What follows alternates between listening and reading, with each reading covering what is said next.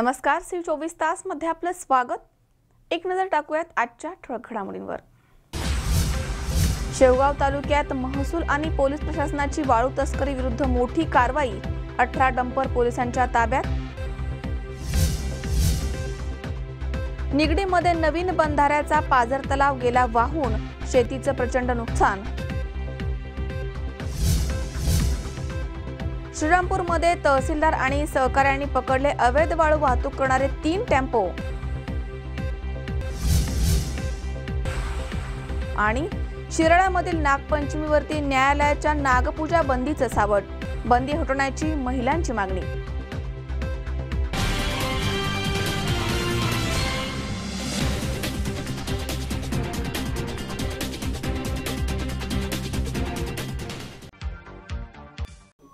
आयुर्वेदिक आणि नैसर्गिक जडीबुटी औषध आता मिळणार आपल्या श्रीरामपूर आणि राहुरी शहरात। डायबिटीज, मूळव्याध, मूतखडा, केस गळणं, केसातील कोंडा नष्ट करणं, दाढदुखी, वजन वाढवणं, वजन कमी करणं, गुडघे आणि कमरेचं दुखणं, पोट साफ न होणं या सर्व आजारांवरती हमखास रामबाण जडीबुटी आयुर्वेदिक उपचार। तसेच ऍसिडिटी, नायटा, गजकर्ण, तोंड येणं, स्त्रियांच्या अंगावरनं जाणं यावरही खात्रीशीर जडीबुटी औषध उपचार उपलब्ध। आता डायबिटीज मुक्त होण्यासाठी सुवर्ण संधी। एका महिन्यात 3 किलो वजन वाढवा याची 100% खात्री। जे जास्तीत जास्त औषध घेण्यासाठी 350 ते 400 रुपयाच्या आत खर्च येतो। कोणालाही गुण 10 पैकी 9 लोकांना पूर्णपणे येतो। कुठल्याही व्यक्तीला फसवत नाही। संपर्क घनश्याम किराणा स्टोअर, विठ्ठल काका वडनेरे, मोबाईल क्रमांक 97 63 48 04 15। घरपोच सुविधेसाठी संपर्क 96 04 79 43 41। ठिकाण घनश्याम किराणा स्टोअर, दत्त मंदिरामागे, अशोकनगर, तालुका श्रीरामपूर, जिल्हा अहमदनगर। आयुर्वेदिक जडीबुटी म्हणजे खात्रीशीर रामबाण इलाज।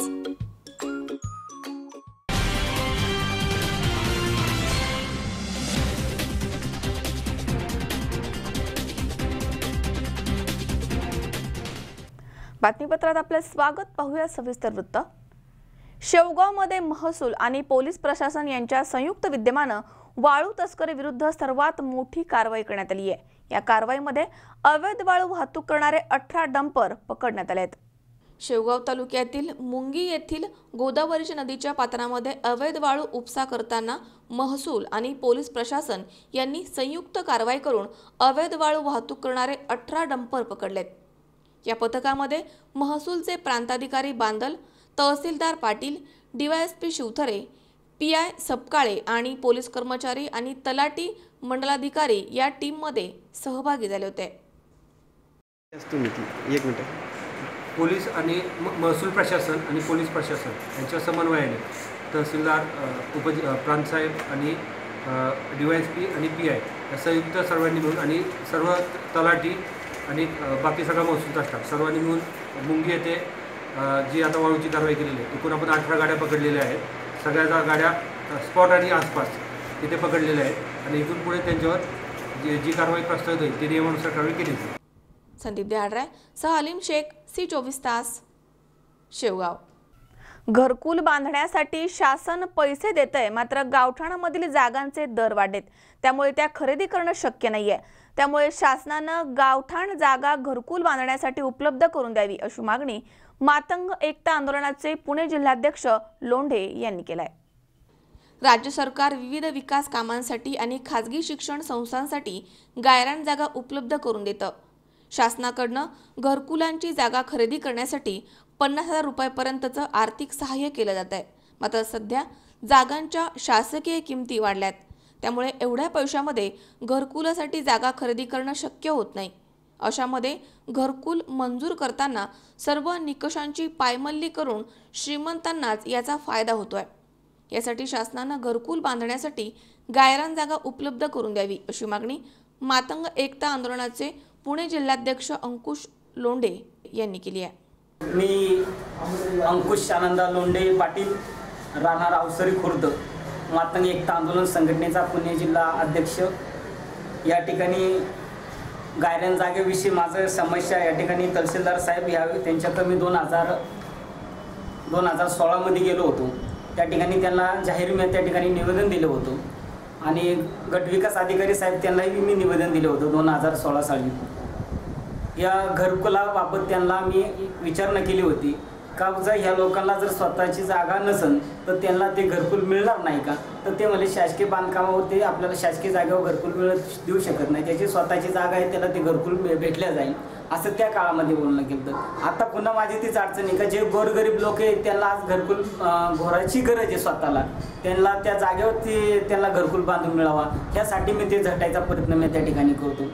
अनेक वेळा तो प्रश्न माझ्या पुढे उभा राहिला आहे. आता त्या खरंच त्या गरिबांना न्याय द्यायची वेळ आलेली आहे. मी अनेक अधिकाऱ्यांना भेटलो, मी पक्षाच्या कार्यकर्त्यांना भेटलो, सगळ्यांना त्या ठिकाणी आमदार साहेबांना त्यांना सगळ्यांना मी आता भेटणार आहे का या लोकांना गायरान जागेमध्ये घरकुल बांधून मिळावा अशी मी त्याला विनंती. जर हे जर नाही झालं तर मी जाहीर या ठिकाणी तहसील कार्यालयावर मी जाहीर उपोषण त्या ठिकाणी धरणार आहे. असे मी 25-30 तारखेपर्यंत त्यांचं मी नियोजन करीन आणि ते उपोषणचं मी त्यांना निवेदन देऊन येईन कारण ही गायरान जागा त्यांना भेटली.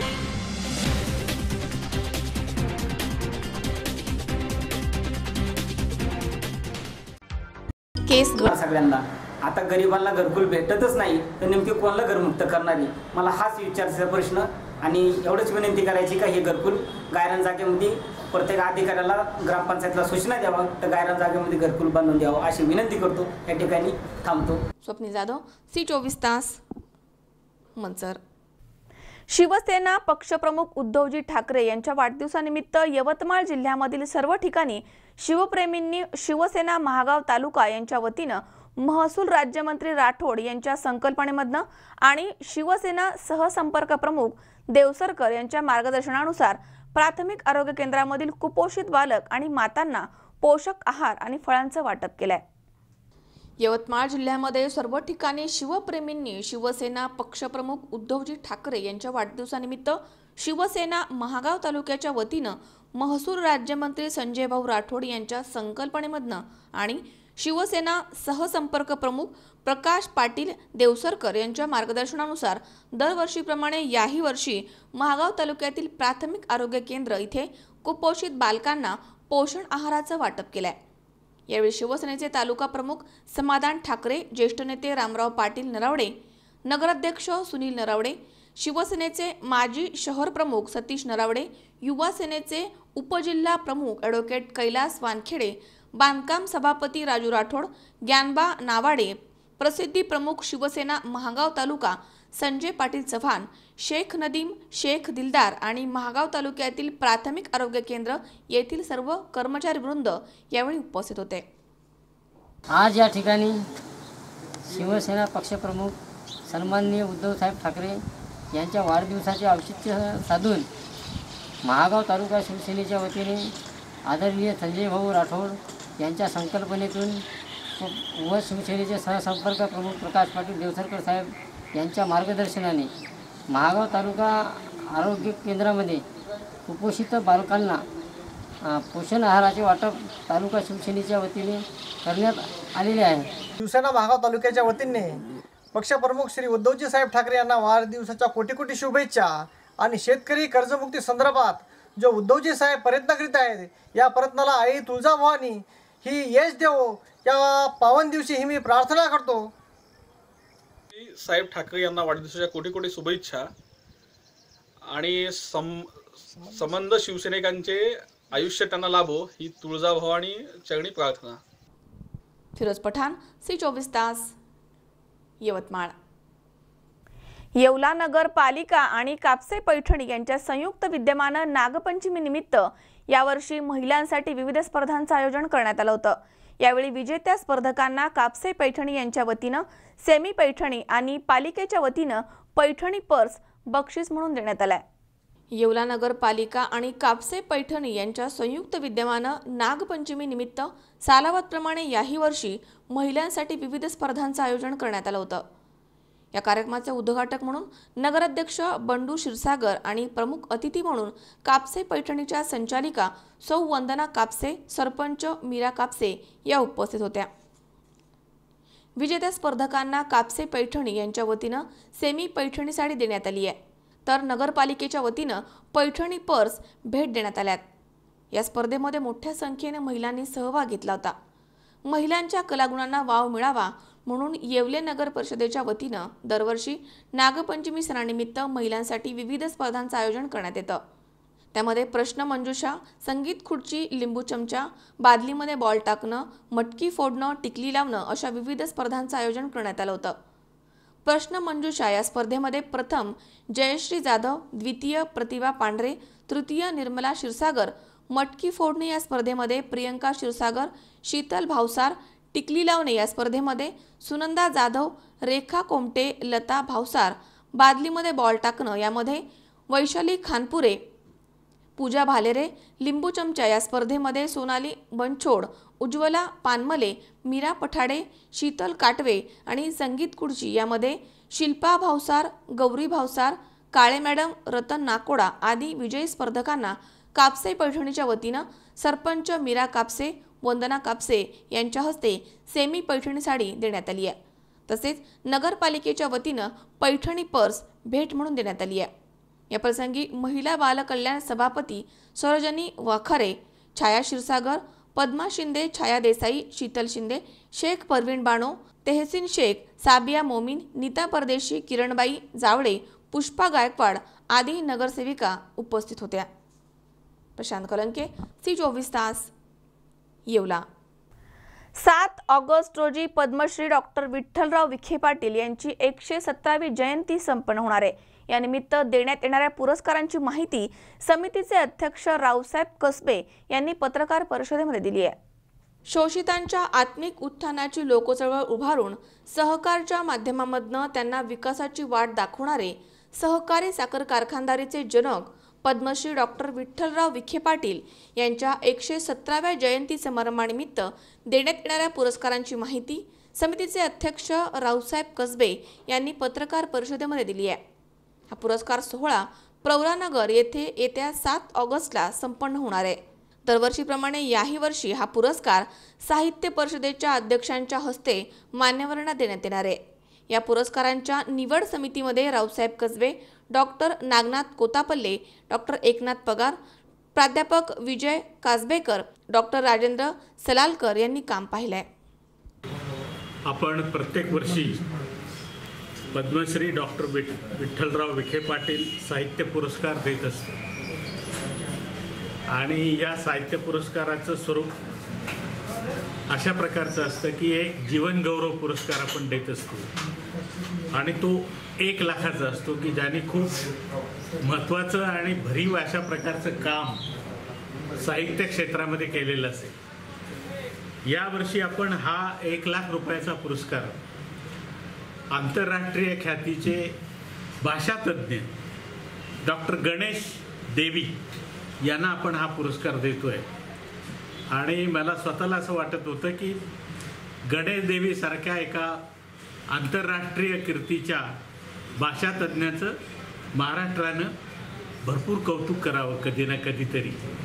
निदान ती संधी आम्हाला यावर्षी लाभली आणि त्यांनी पुरस्कार घेण्याचं मान्य केलं, ही आमच्या दृष्टीने अतिशय महत्त्वाची गोष्ट आहे। स्वराज खोबरे, सी24 तास, अहमदनगर। या ठिकाणी वेळ झाली छोट्याशा विश्रांतीची। अवघ्या काही क्षणात परत येतोय। तुम्ही पाहत राहा सी24 तास, जगा वर्तमानात बिनधास्त।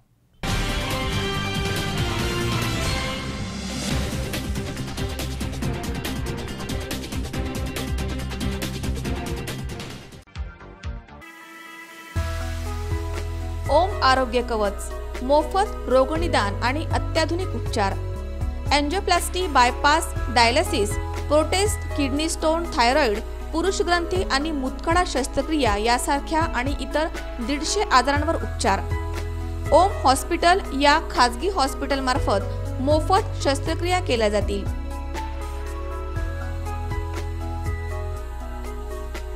अधिक माहितीसाठी संपर्क साधा 96 23 72 13 45 आणि 89 99 09 76 69।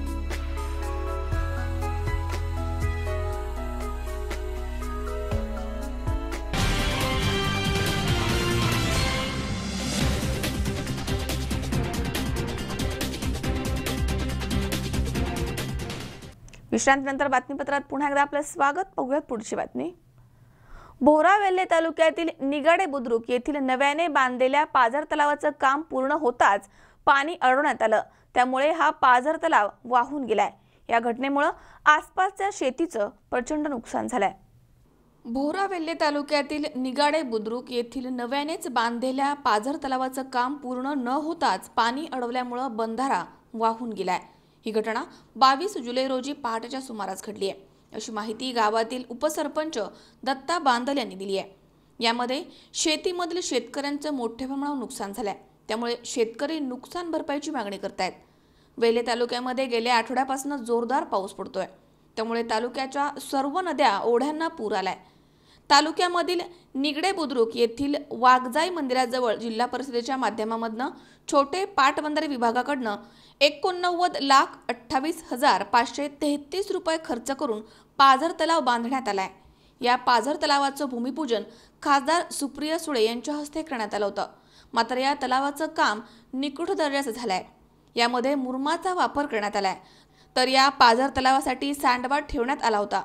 परंतु या सँडव्याची उंची जास्त असल्यामुळे तलाव भरल्यानंतर ते पाणी वाहू शकलं नाही.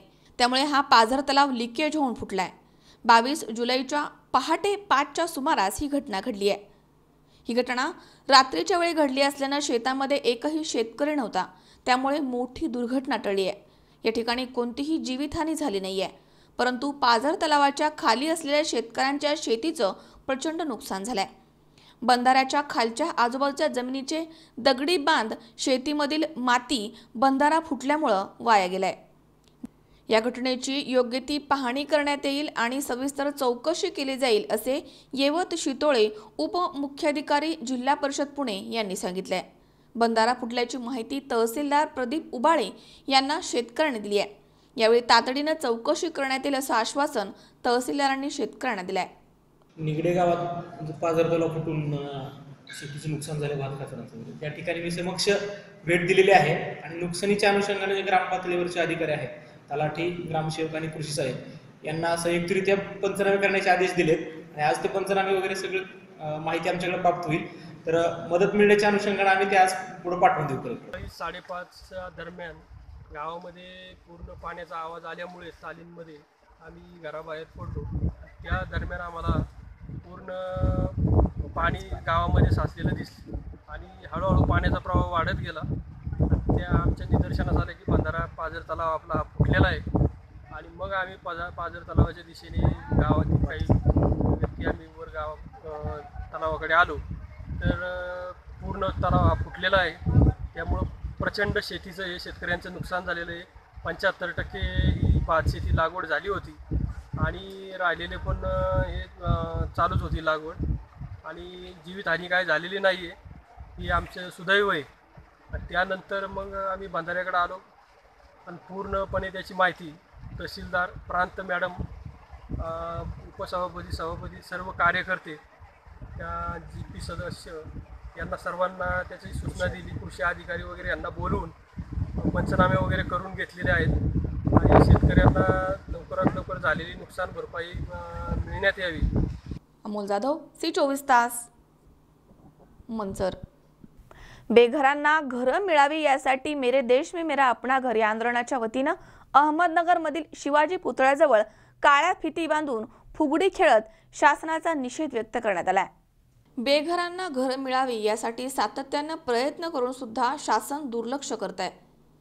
त्यामुळे मेरे देश में मेरा अपना घर या आंदोलनाच्या वतीनं अहमदनगरमधील शिवाजी पुतळ्याजवळ काळ्या फिती बांधून फुगडी खेळत शासनाचा निषेध व्यक्त करण्यात आलाय. गेल्या अनेक वर्षापासून शासनाकडे वारंवार मागणी करून सुद्धा घरकुल वंचितांना घरं मिळत नाहीयेत.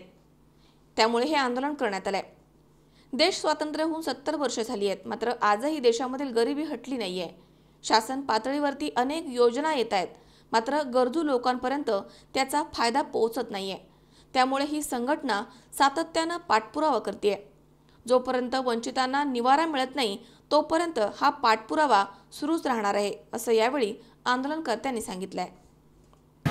मेरे देश में मेरा अपना घर आंदोलनाच्या वतीने आम्ही गेल्या 3 वर्षापेक्षा जास्त काळ 74 आंदोलनं केलेले आहेत आणि हे 75वे आंदोलन या ठिकाणी या देशाचं कुलदैवत छत्रपती शिवाजी महाराजांच्या पायाजवळ आम्ही सुरू केलेलं आहे. आजचं आमचं आंदोलन जे आहे ते काळी फुगडी मार्च या स्वरूपात आहे. आमचं म्हणणं असं की या देशाला स्वातंत्र्य मिळवून आज 70 वर्ष झाले आणि कोट्यावधी लोकांना या देशामध्ये घरं नाहीत आणि सातत्याने आमची मागणी आहे की तुम्ही या घरकुल वंचितांना 1 गुंठा जमीन घरासाठी दिली पाहिजे. सरकारने पंतप्रधान आवास योजना लागू केली आणि या आवास योजनेअंतर्गत 2022 अखेरपर्यंत घरं देण्याची त्यांची भूमिका आहे आणि 300 फुटाचं एक कोंबड्यांचं खुर्डं त्यांची देण्याची तयारी आहे. आता काल मुंबईला काय झालं तुम्हाला माहीत आहे. एक मोठी 5-6 मजली इमारत त्याचा खाली खांब तोडला गेला आणि ती इमारत कोसळली.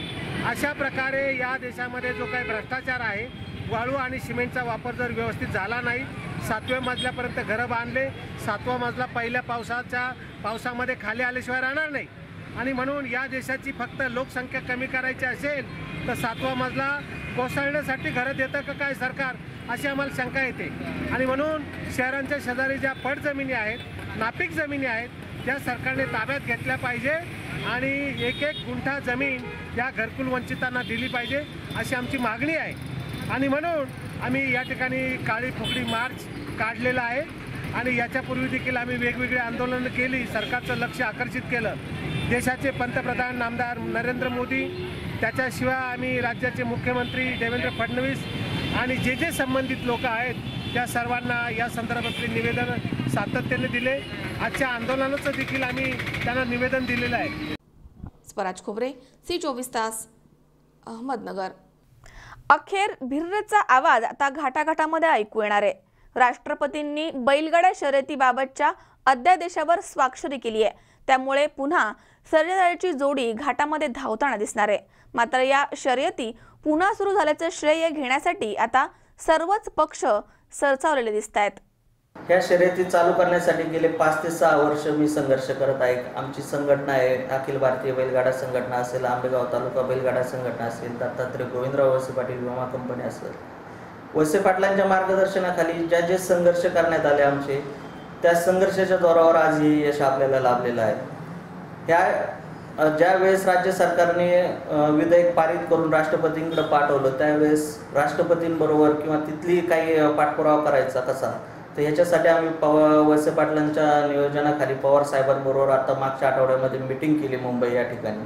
त्या मीटिंगमध्ये पवार साहेबांना आम्ही आमचं गाऱ्हाणं मांडलं की साहेब, तुम्हीच आम्हाला राष्ट्रपती महोदयांकडून लवकरात लवकर सही आणून देऊ शकता, कारण तिथं कुठला अधिकारी किंवा वैयक्तिक असं कुणी भेटून किंवा ते काम मार्गी लावलं असं कुणीच नाही तुमच्याशिवाय. तर पवार साहेबांनी त्वरित आमची मागणी मान्य करून 17 तारखेला 17 जुलै रोजी दुपारी 2 वाजता राष्ट्रपती आणि स्थानिक खासदार राष्ट्रवादी काँग्रेस पक्षाचे आपल्या इथले या सगळ्यांनी एकत्रितरित्या यावर मीटिंग केली, चर्चा केली आणि हे विधेयक कशा पद्धतीने पारित करता येईल, त्याच्यावर काय कायदेशीर अडचणी येऊ शकतात का, याची चर्चा करून राष्ट्रपती महोदयांनी माननीय प्रणव मुखर्जी यांनी आपल्याला त्वरित स्वाक्षरी करून दिली आणि आज आपला हा खेळ परत एकदा बंदीतून मुक्त झालेला आहे. एक शेतकरी आणि बैलगाडा मालक तसंच भारतीय जनता पक्षाचा तालुका अध्यक्ष या नात्यानं काल जो ऐतिहासिक निर्णय झाला, बैलगाडा शर्यत काही दिवसापूर्वीपासून बंद होती, ती बैलगाडा शर्यत बंद असल्यामुळं खूप मोठं नाराजीचं वातावरण शेतकरी बांधव आणि त्या बैलगाडा शर्यतीचे सर्व छोटे मोठे व्यावसायिक ज्यांचा उदरनिर्वाह त्याच्यावर होता, त्या लोकांच्या चेहऱ्यावरचा काल आनंद इतका द्विगुणित झाला का सर्वसामान्य शेतकरी बैलगाडा मालक सर्व लोकांनी आपल्या आपल्या गावात चौकात पेढे वाटून फटाके फोडून आनंदोत्सव साजरा केला. आणि ह्याच्या मागचं खरं जे श्रेय जातं ते बैलगाडा मालक, शेतकरी बांधव आणि विशेष म्हणजे काल परवा ज्यांनी देशाचे राष्ट्रपती आदरणीय रामनाथजी कोविंद साहेब यांनी अध्यादेश महाराष्ट्र राज्याने काढलेला बैलगाडा बंदीच्या संदर्भातला जो अध्यादेश काढला होता त्याच्यावर राष्ट्रपती महोदयांनी सही केली आणि तोच मेसेज आंबेगाव तालुक्यात महाराष्ट्रात सर्व ठिकाणी TV वर सर्व शेतकरी बांधवांना, गाडी मालकांना बघायला मिळाला. आणि तेव्हापासून जो लोकांचा आनंद द्विगुणित करण्याचा लोकांनी प्रोग्राम सुरू केला. आज सुद्धा बऱ्याच ठिकाणी आम्ही लोकांनी भंडार उधळून आनंद व्यक्त करताना बऱ्याच ठिकाणी बघितलेला आहे. हा खरा आम्ही बैलगाडा मालक शेतकरी बांधवांनी आदरणीय महाराष्ट्र राज्याचे मुख्यमंत्री आदरणीय फडणवीस साहेब ह्याला एक निवेदन दिलं होतं का तात्काळ बैलगाडा शर्यत ही चालू करा. त्यांनी निवेदन स्वीकारून सांगितलं सर्व शेतकरी बांधवांना बैलगाडा शर्यत चालू करू, काळजी करायचं काही काम नाही, पण न्यायप्रविष्ट बाब असल्यामुळं आम्हाला विधेयक बदलून सभागृहात मान्यता घेऊन विधेयक बदलू आणि राष्ट्रपती महोदयांना हा प्रस्ताव पाठवून तातडीने सही घेऊन हा बैलगाडा शर्यतीचा मार्ग मोकळा करू. शेतकऱ्यांच्या आनंदामध्ये आम्हाला सुद्धा फार मोठा आनंद आहे. म्हणून हा प्रोग्राम अतिशय आनंददायी उत्साहदायी आज संपूर्ण महाराष्ट्रभर शेतकरी छोटा मोठा व्यावसायिक आज पूर्णपणे आनंदात वाहत आहे. शेतकऱ्यांच्या सुधारणे आज एक सोन्याचा दिवस उगवलेला आहे. पूर्वीच्या आघाडी सरकारच्या कार्यकाळामध्ये बंद पडलेल्या बैलगाडा शर्यती आज चालू होत आहे. शेतकऱ्यांसाठी व सर्वसामान्य नागरिकांसाठी हा एक सुवर्णक्षण आहे. बैलगाडा शर्यत बंद पडल्यानंतर मंचरच्या शिवाजी चौकामध्ये झालेल्या आंदोलनात खासदार शिवाजी आढळराव पाटील व त्यांच्या सहकाऱ्यांवर वेगवेगळ्या प्रकारचे 307 सारखे भयंकर गुन्हे दाखल करून त्यांना फरारी दाखवण्यात आले होते. अजूनपर्यंत त्या केसेस चालू आहेत. यानंतर खासदार शिवाजी आढळराव पाटील यांनी मोठ्या प्रमाणात बैलगाडा शर्यत चालू होण्यासाठी विविध स्तरावर वेगवेगळे प्रयत्न केले. कोर्ट कचेरी असून द्या किंवा सरकारी दरबारी न्याय मागण्याचा विषय असून द्या, प्रत्येक ठिकाणी त्यांनी वेगवेगळ्या प्रकारे आपल्या पद्धतीने त्यांच्या आपापल्या पद्धतीने त्यांनी मोठ्या प्रमाणात प्रयत्न केले. या प्रयत्नांना आज कुठेतरी फळ मिळालेले आहे. मध्यंतरीच्या काळात बैलगाडा शर्यत चालू होती अशी चिन्ह दिसायला लागताच वेगवेगळ्या प्रकारचे वेगवेगळ्या पक्षाचे पुढारी लगेच श्रेयवादासाठी पुढाकार घेऊ लागले होते. परंतु आज अखेर या सोन्याचा दिवस उगवलेला आहे. शेवटी सेना भाजपच्या सरकारच्या कार्यकाळामध्ये हा बैलगाडा शर्यतीचा प्रश्न हा मार्गी लागलेला आहे. राष्ट्रपतींनी वाटोकुमावर सही करून बैलगाडा शर्यतीचा मार्ग मोकळा केलेला आहे. सरते शेवटी या बैलगाडा शर्यती चालू होण्याचे श्रेय हे तमाम शेतकरी बांधवांना, बैलगाडा मालकांना आणि खासदार शिवाजीदादा आढळराव पाटील यांनाच जात आहे. स्वप्नील जाधव, C24 तास, मंचर. हिंगोली पोलिसांच्या वतीनं 28 जुलै रोजी पोलीस कार्यालय प्रांगणामध्ये हरवलेले व्यक्ती, ओळख न पटलेले मृतदेह यांच्या फोटोंचं प्रदर्शन भरवण्यात आलं होतं. नागरिकांनी फोटोद्वारे पाहणी करावी असं आवाहन यावेळी करण्यात आलंय. 28 जुलै रोजी हिंगोली पोलिसांच्या वतीनं फोटो प्रदर्शनाचं उद्घाटन करण्यात आलंय. त्यामध्ये हरवलेल्या व्यक्ती, ओळख न पटलेले मृतदेह यांचे फोटो ठेवण्यात आलेत. या प्रदर्शनामधनं रस्त्यावरील ये जा करणाऱ्या ग्रामस्थांना माहिती होईल या उद्देशानं हिंगोली बसस्थानकासमोरील हिंगोली शहर पोलीस कार्यालयाच्या प्रांगणामध्ये हे प्रदर्शन घेण्यात आलंय. यावेळी अप्पर पोलीस अधीक्षक सचिन गुंजाळ, पोलीस उपअधीक्षक सुजाता पाटील, जगदीश भांडारवार, दीपक सोळंके, तानाजी चेरले, PI अशोक मैराळ आदी उपस्थित होते. क्षेत्राचे विशेष पोलीस महानिरीक्षक श्री चिरंजीव प्रसाद यांच्या संकल्पनेतून आणि हिंगोली जिल्ह्याचे पोलीस अधीक्षक श्री अरविंद चावडिया यांच्या मार्गदर्शनाखाली आजपासून पुढे 3 दिवस हिंगोली शहर पोलीस स्टेशनच्या आवारामध्ये हिंगोली जिल्ह्यातील जे हरवलेले व्यक्ती आहेत व हिंगोली जिल्ह्यामध्ये जे अनोळखी मृतदेह सापडलेले आहेत अशा व्यक्तींचे फोटोंचे प्रदर्शन भरवण्यात आलेले आहे. या प्रदर्शनामध्ये त्याचबरोबर ज्या काही हिंगोली जिल्ह्यामध्ये मिळून आलेल्या मोटरसायकली आहेत त्यांचे नंबर्स, रजिस्ट्रेशन नंबर आणि चेसिस नंबर हेही प्रदर्शित करण्यात आलेले आहे. या प्रदर्शनामध्ये शेजारील जिल्ह्यातील म्हणजे यवतमाळ आणि नांदेड इथलेही हरवलेले व्यक्ती व अनोळखी मृतदेह यांचेही फोटोग्राफ आपल्या प्रदर्शनामध्ये इथे प्रदर्शित करण्यात आलेले आहेत. हिंगोली जिल्ह्यातील जास्तीत जास्त नागरिकांनी तिथे येऊन आणि या अनोळखी इस्मांची ओळख पटवून त्याबद्दल सहकार्य करावे ही हिंगोली जिल्हा पोलीस दलाच्या वतीने सर्वांना विनंती आहे. उमेश चक्कर, C24 तास, हिंगोली. या ठिकाणी पुन्हा एकदा वेळ झाली छोट्याशा विश्रांतीची. अवघ्या काही क्षणात परत येतोय. तुम्ही पाहत राहा C24 तास, सकाळ वर्तमानात बिनधास्त.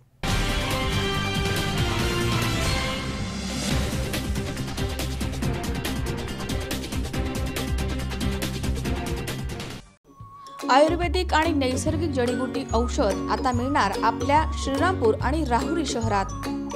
डायबिटीज, मूळव्याध, मूतखडा, केस गळणं, केसातील कोंडा नष्ट करणं, दाढदुखी, वजन वाढवणं, वजन कमी करणं, गुडघे आणि कमरेचं दुखणं, पोट साफ न होणं या सर्व आजारांवरती हमखास रामबाण जडीबुटी आयुर्वेदिक उपचार. तसेच ऍसिडिटी, नायटा, गजकर्ण, तोंड येणं, स्त्रियांच्या अंगावरनं जाणं यावरही खात्री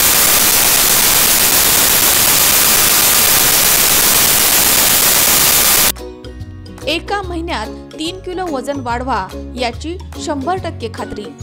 जे जास्तीत जास्त औषध घेण्यासाठी 350 ते 400 रुपयाच्या आत खर्च येतो.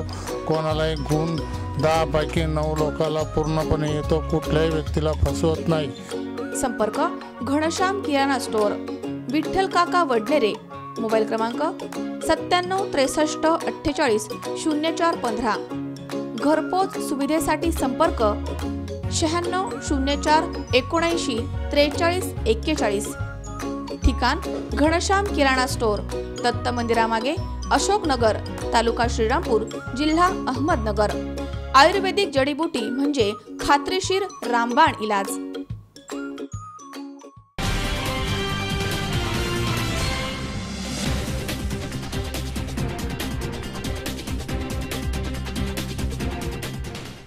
विश्रांतीनंतर बातमीपत्रात पुन्हा एकदा आपलं स्वागत. पाहूयात पुढची बातमी.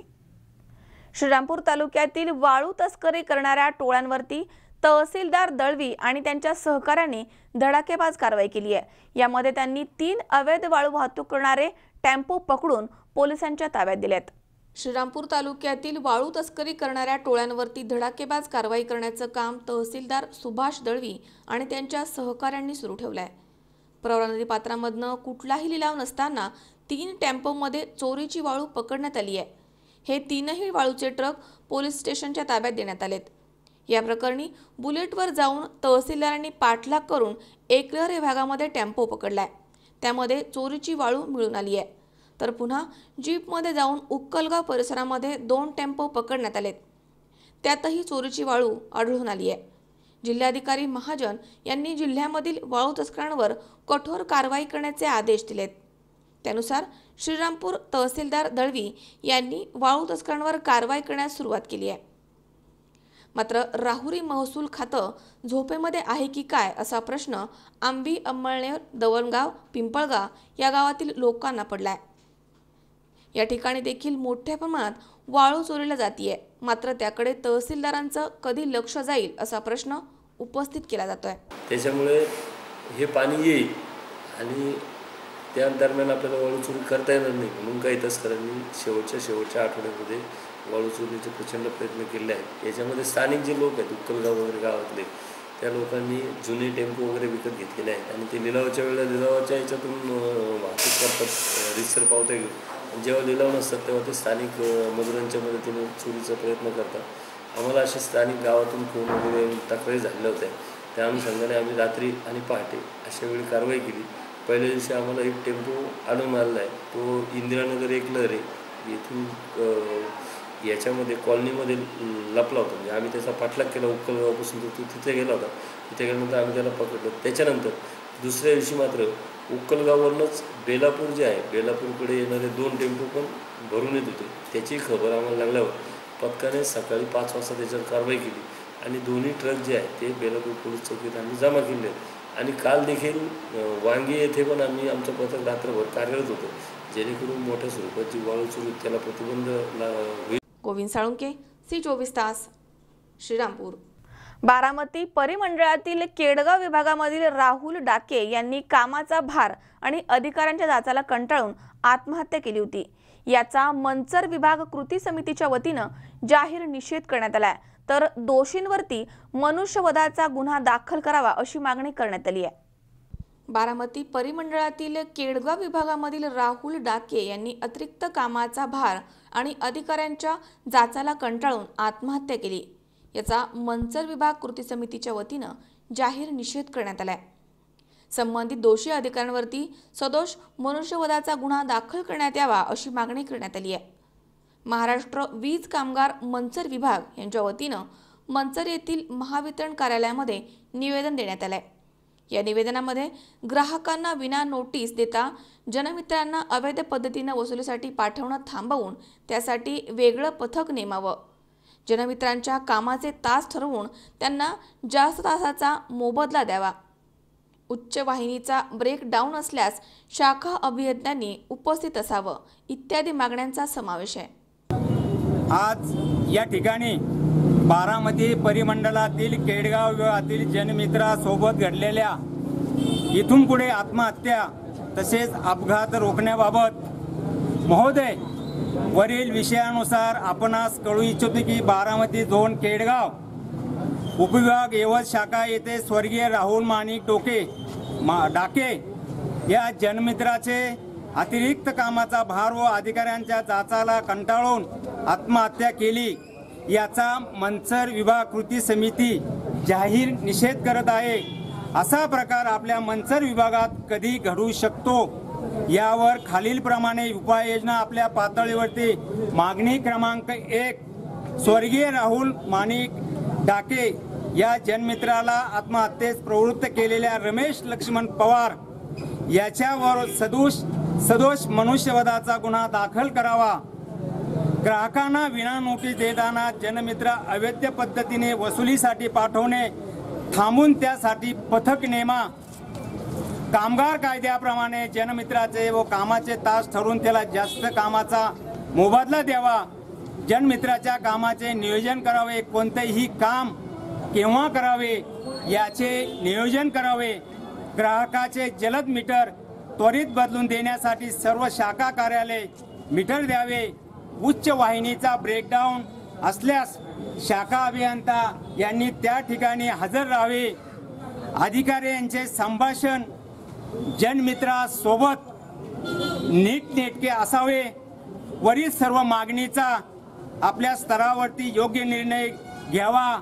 तसेच स्वर्गीय राहुल माणिक डाके या जनमित्राच्या आत्महत्यास सखोल चौकशी करून योग्य तो न्याय द्यावा अशी या ठिकाणी विनंती करून थांबतो। धन्यवाद। कृती समितीतर्फे प्राप्त झालेले निवेदन ही कार्यकारी अभियंता मंचर विभाग यांच्यातर्फे स्वीकारलेलं आहे। सदरचे मागणीचे निवेदन आमच्या वरिष्ठांकडे पोहोचवण्याचं काम नक्की करेल आणि या मागणीचा जरूर तो विचार केला जाईल। झालेले ते अत्यंत दुर्दैवी आहे। मंचर विभाग या घटनेचा पूर्णपणे निषेध करत आहे आणि आज जे निवेदन प्राप्त झालेलं आहे ते आम्ही वरिष्ठ कार्यालयास पाठवून त्याच्यावर योग्य ती कारवाई होईल। तसंच माझे सर्व जनमित्र आणि कर्मचाऱ्यांना एक आव्हान आहे की प्रत्येकाने आपली जबाबदारी सांभाळून त्यावेळी जर कामं केले तर कोणाचाही ताण वाढणार नाही। जर काम आपण पेंडिंग ठेवत गेलो तर प्रत्येकावर ताण वाढणार आहे आणि त्याच्यामधून अशा घटना होऊ शकतात। त्यामुळे आपली जबाबदारी सर्वांनी सांभाळून आपलं काम योग्य वेळी पूर्ण करावे। दिनेश वानखिरे सह स्वप्नील जाधव, C24 तास, मंचर। या ठिकाणी पुन्हा एकदा वेळ झाली छोट्याशा विश्रांतीची। अवघ्या काही क्षणात परत येतोय। तुम्ही पाहत राहा C24 तास, जगा वर्तमानात बिनधास्त।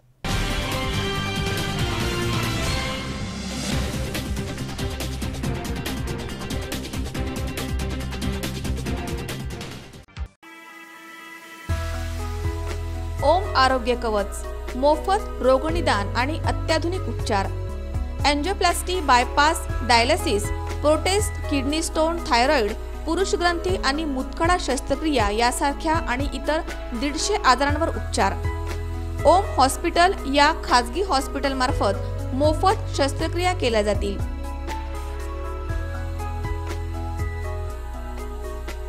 अधिक माहितीसाठी संपर्क साधा 96 23 72 13 45 आणि 89 99 09 76 69।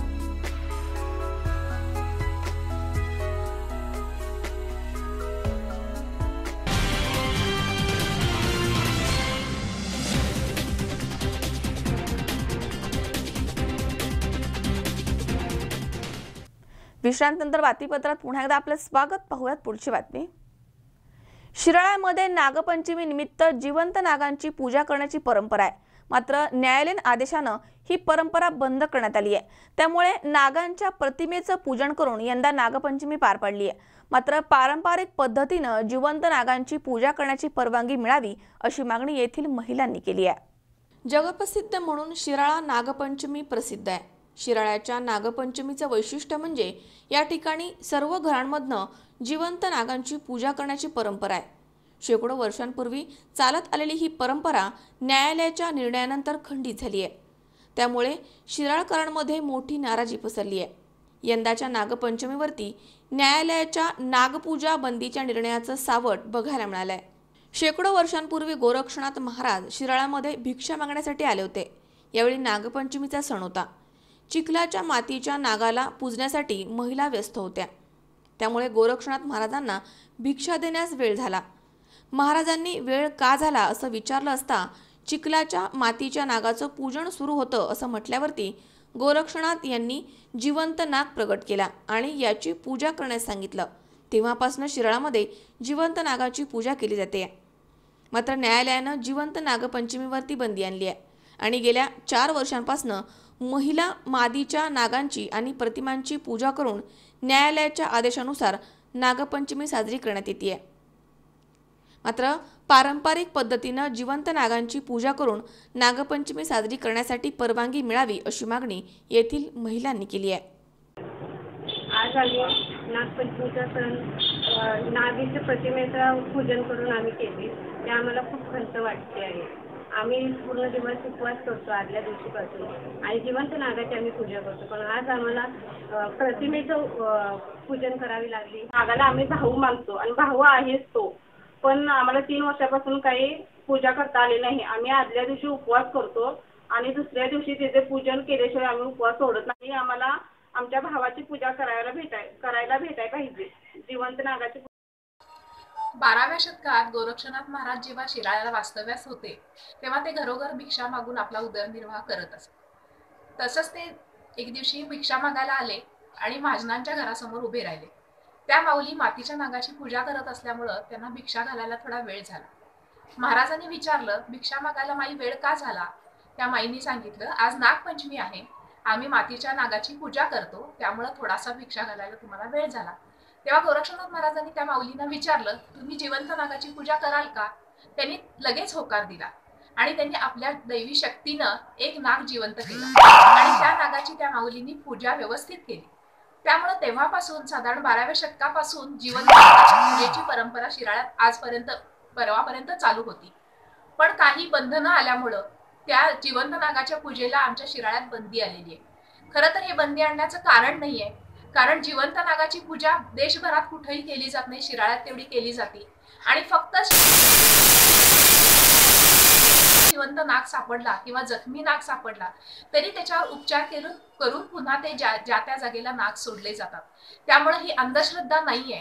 जे काय करतात ते डोळसपणानं व्यवस्थित प्रमाणात नागांना हाताळलं जातं. त्यामुळे आज जी बंदी आली आहे ती उठवावी आणि शिराळ्याची पूर्ववत नागपंचमी सुरू व्हावी अशी शिराळकरांची मनापासून इच्छा आहे. आताच परवा तरुण भारत पेपरमध्ये प्रसिद्ध झालेल्या बातमीनुसार 1869 मध्ये काही शिराळ्याच्या नागपंचमीचे पुरावे आढळले. ते घेऊन शिराळकर सगळे कोर्टात पुन्हा जाणार आहेत. पण आमची सगळ्या शिराळकरांची आणि महिलांची विनंती अशी आहे कोर्टाला की त्यांनी नागपंचमी पूर्व. गणेश चव्हाण, C24 तास, सांगली. हिंगोली जिल्ह्यामध्ये शेतकरी पीक विमा भरण्यासाठी सध्या मेटाकुटीला आलाय.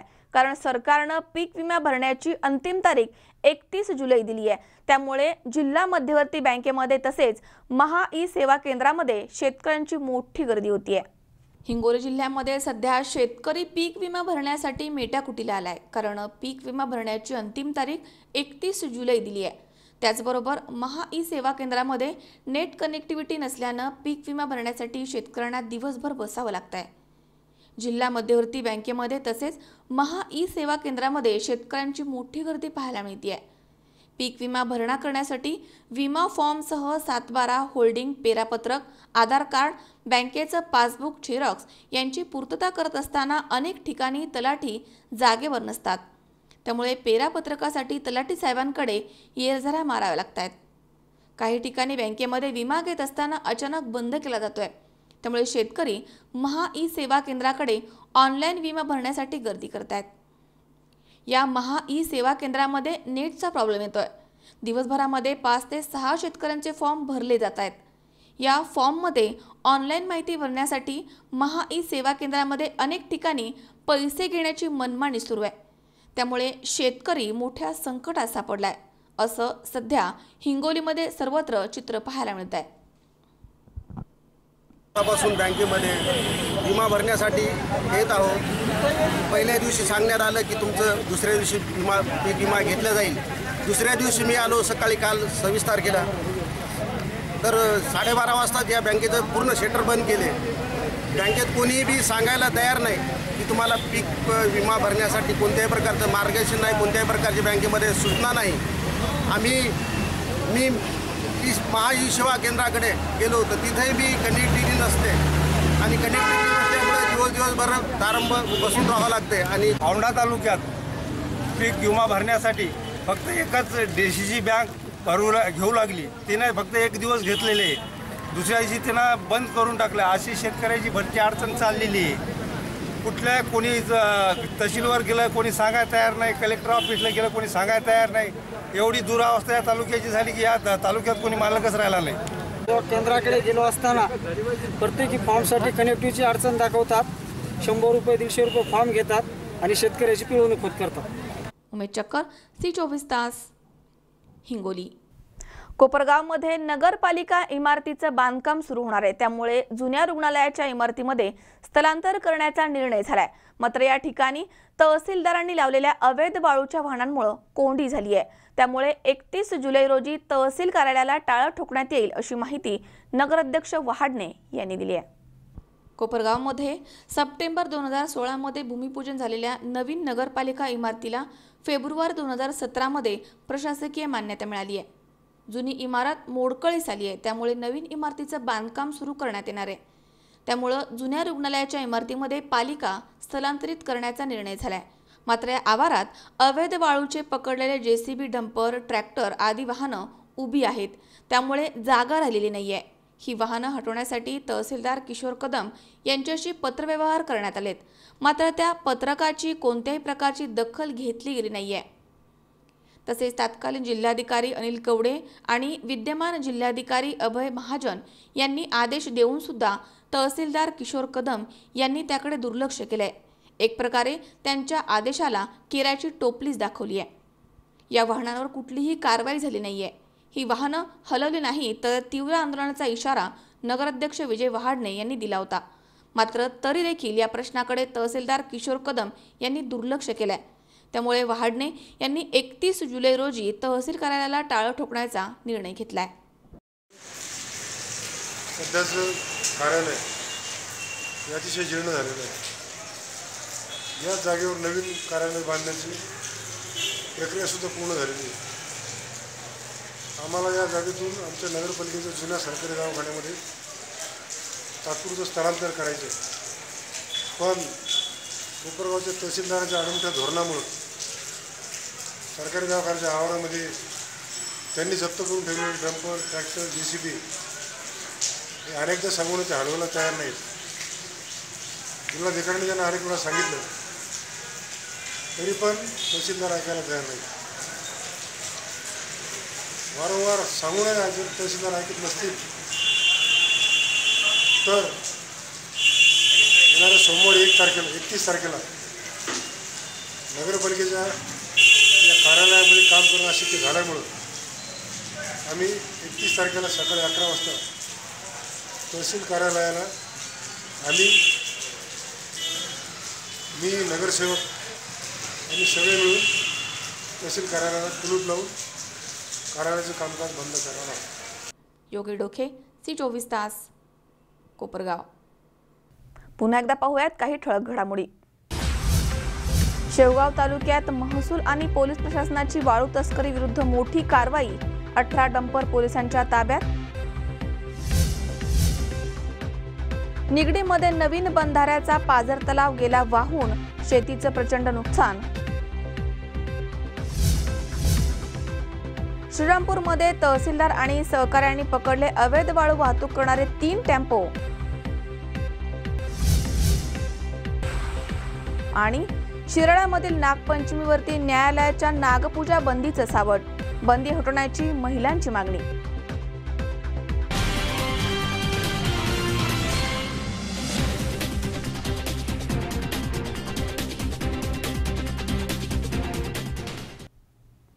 याचबरोबर बातमीपत्रात आज वेळ झाली इथेच थांबण्याची. ताज्या अपडेटसाठी बघत रहा C24 तास. सगळा वर्तमानात बिनधास्त.